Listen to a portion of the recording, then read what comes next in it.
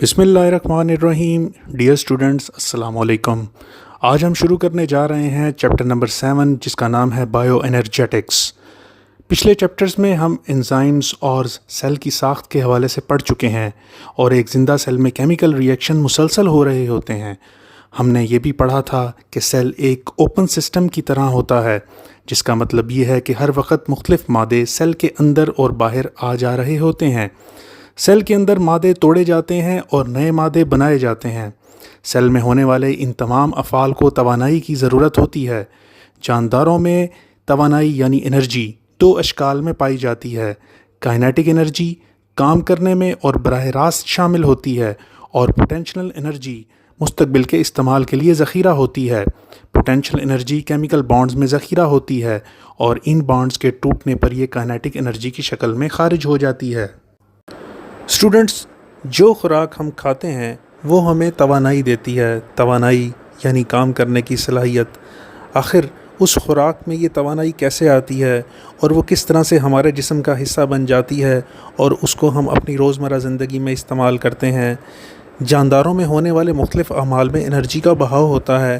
اس دوران انرجی حاصل کی جاتی ہے، اس کو ایک قسم سے دوسری قسم میں تبدیل کیا جاتا ہے۔ اس کو انرجی کی ٹرانسفارمیشن کہتے ہیں، اور اسے مختلف افعال مثلاً گروتھ، حرکت اور ریپروڈکشن وغیرہ کے لیے استعمال کیا جاتا ہے۔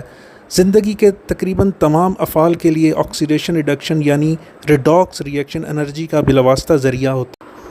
ریڈاکس ریئیکشن کے دوران ایٹمز کے درمیان الیکٹرانز کا تبادلہ ہوتا ہے۔ کسی ایٹم سے الیکٹرانز کا نکل جانا آکسیڈیشن، جبکہ کسی ایٹم کا الیکٹران حاصل کرنے کو ریڈکشن کہتے ہیں۔ ریڈاکس ریئیکشن کا بنیادی کنسیپٹ سمجھنے کے لیے آئیے ہم ایک گیند کی مثال لیتے ہیں۔ جب کسی گیند کو پہاڑ کی چوٹی یا کسی بلند جگہ پر رکھا جاتا ہے تو اس کی پوزیشن کی وجہ سے اس میں کافی توانائی ہوتی ہے۔ اگر آپ گیند کو چھوڑ دیں تو یہ نیچے کی طرف لڑکنے لگتی ہے۔ جیسے جیسے یہ نیچے کی طرف حرکت کرتی ہے، یہ اپنی ممکنہ توانائی کھونے لگتی ہے، اور وہ توانائی حرکی توانائی کی صورت میں ظاہر ہوتی ہے۔ ایک بار جب یہ نیچے پہنچ جاتی ہے تو یہ سٹیبل ہو جاتی ہے۔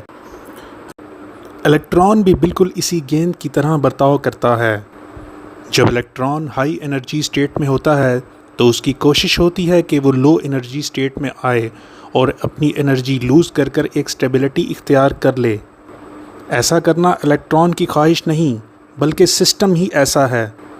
یہ کائنات کچھ بنیادی اصولوں پر قائم ہے، اور چیزوں کا انرجی لوز کر کے سٹیبلٹی اختیار کرنا ان میں سے ایک اصول ہے۔ اس کو فزکس کا یا نیچر کا بنیادی اصول کہتے ہیں۔ الیکٹران فزکس کے بنیادی اصولوں کی وجہ سے توانائی کھونا اور کم توانائی والی حالتوں میں جانا چاہتے ہیں، اور یہ نظام قدرت ہے۔ جیسے پانی ہمیشہ بلندی سے نیچائی کی طرف آتا ہے، کم توانائی والی حالت ان کے لیے زیادہ مستحکم یعنی سٹیبل ہوتی ہے۔ ہائی انرجی سٹیٹ سے لو انرجی سٹیٹ کی طرف آتے ہوئے یہ انرجی لوز کرتے ہیں، اور یہی بنیادی اصول ریڈاکس ریئیکشنز کے پیچھے کار فرما ہے۔ اس کائنات میں جب بھی کوئی چیز ہائی انرجی سٹیٹ میں ہوتی ہے تو وہ انسٹیبل ہوتی ہے۔ اسی چیز کا ذکر تھرمو ڈائنامکس کے سیکنڈ لا میں بھی آیا ہے۔ خیر، اس کو پھر کبھی ڈسکس کریں گے۔ ابھی ہم ریڈاکس ریئیکشن پر واپس آتے ہیں۔ الیکٹران انرجی کا ذریعہ ہو سکتے ہیں، اور اس بات کا انحصار ایٹم کے اندرون کے مقام اور ترتیب سے ہے۔ مثال کے طور پر جب وہ آکسیجن میں موجود ہوں تو آکسیجن ایٹم کے ساتھ مستحکم تعلق بناتے ہیں اور انرجی کا اچھا ذریعہ ہوتے ہیں، لیکن جب الیکٹرانز کو آکسیجن سے دور کھینچ لیا جائے تو کسی دوسرے ایٹم مثلاً کاربن یا ہائیڈروجن کے ساتھ جوڑ دیا جائے تو وہ وہاں غیر مستحکم رشتہ بناتے ہیں۔ ایسی حالت میں دوبارہ آکسیجن کی طرف جانے کی کوشش کرتے ہیں، اور جب وہ ایسا کرتے ہیں تو انرجی خارج ہوتی ہے۔ جانداروں میں ریڈاکس ریئیکشنز کے دوران ہائیڈروجن ایٹمز کا لین دین ہوتا ہے۔ ہم جانتے ہیں کہ ہائیڈروجن ایٹم میں ایک پروٹون اور ایک الیکٹران ہوتا ہے۔ اس کا مطلب ہے کہ جب ایک مالیکیول ایک ہائیڈروجن ایٹم چھوڑتا ہے تو دراصل وہ ایک الیکٹران چھوڑتا ہے، یعنی آکسیڈیشن، اور اس طرح جب کوئی مالیکیول ہائیڈروجن ایٹم حاصل کرتا ہے تو دراصل وہ الیکٹران حاصل کرتا ہے، یعنی ریڈکشن۔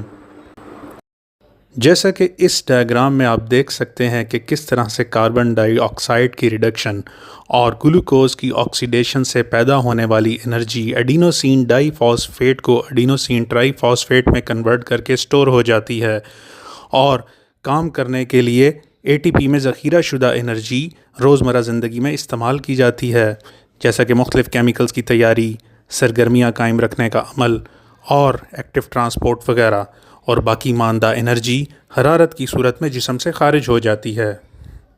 اگلی ویڈیو میں انشاءاللہ ہم ایڈینوسین ٹرائی فاسفیٹ کے مالیکیول کے بارے میں تفصیل سے بات کریں گے۔ اگر آپ کو ویڈیو اچھی لگی تو ویڈیو کو لائک کریں، چینل کو سبسکرائب کریں اور اپنے دوستوں کے ساتھ شیئر کریں۔